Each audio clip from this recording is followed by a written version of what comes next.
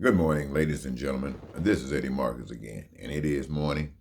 As you can see, I'm still kind of drowsy, but I just wanted to talk to you just for a moment. I was watching some media, and I was thinking about the politics. I was just thinking about over the past 4 years how a certain group of people have really been uh, treated very poorly, and they haven't profited anything out of the past 4 years that's positive, except maybe an experience to wake them up. And right now, the politics is suggesting that with a new president, that there might be some changes.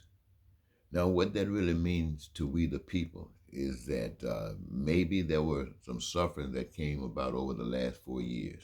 But now, with the new president, we might get a chance to address some of those concerns. Now, as these concerns are being addressed, if they are, it's going to really work negative toward the group that benefited before. Because in order for this to happen, according to our systems of capitalism, it's going to cause somebody to lose something. And so they had the upper hand. This means a balance or getting the upper hand here again. And when you think about that, you think about the politics of Georgia. The two senators, Democrats want them.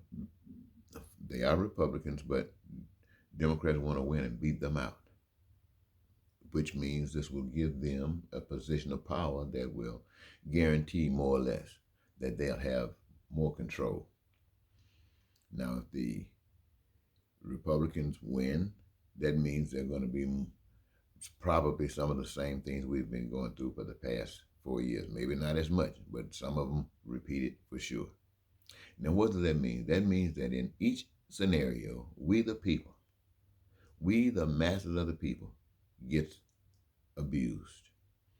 The word I really want to use is screwed, but I had someone tell me they didn't like that word. But this is what happens. We the people. And I was happening just thinking about it. And they can do that over and over again. And we the people who have been told that this is a democracy, that you gotta vote, that your voice matters. What you say goes, especially when you get the power of numbers.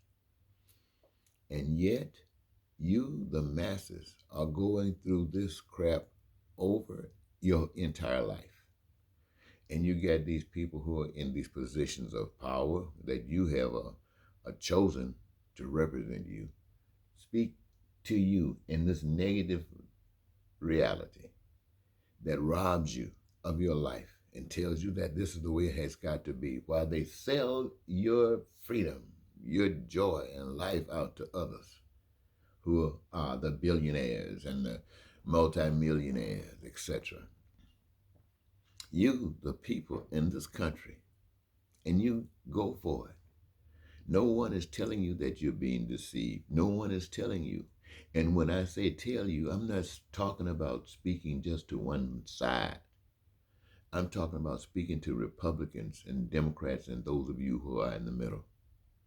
There is one life, and life is life. And it is to be enjoyed by everyone. Why? Because everyone is supposed to participate. And that's not happening here in America.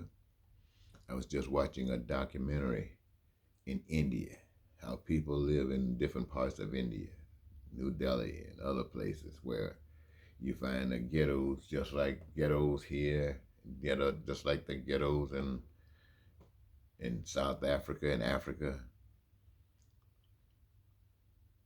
ghettos everywhere. And then you got the major places where people live good. It's a disgrace to humanity. It's not a disgrace to God, because the Master has said, you shall reap what you sow. The seed you plant is the fruit you get. And this, ladies and gentlemen, is what we as human beings all over the world have done. we have allowed to be done to us. And our silence, it gives participation to it. And here we are, ladies and gentlemen, caught up in this. But the message that I bring to you today is that we have the authority and the power to change it. The best way to change it is to make sure that you're on the right side of change. And right side means that what you want, the freedom, the peace, the prosperity, the freedom, the joy of life, and the fulfillment of your dreams that you want, desire for yourselves, that same freedom that you want for yourselves, you know, is only wrapped up in the freedoms that everyone else has. So if you want that kind of freedom, they got to have that kind of freedom too. You want that kind of life of fulfillment, they got to have that available to them too. And so unless we can do that, we are just conning ourselves. We're just conning ourselves. Either we are the abusers or we are complacent through ignorance or just fear. We participate in all of the rottenness that exists in humanity. And if you don't participate in it, the world will know it because you will be a standout. You will be a standout, light shining on you for others to see the goodness of God in you. But if you don't have that God in you, you'll give back into the world to hide out of the light. So I'm asking all of you to come into the light and let the human race see God in you.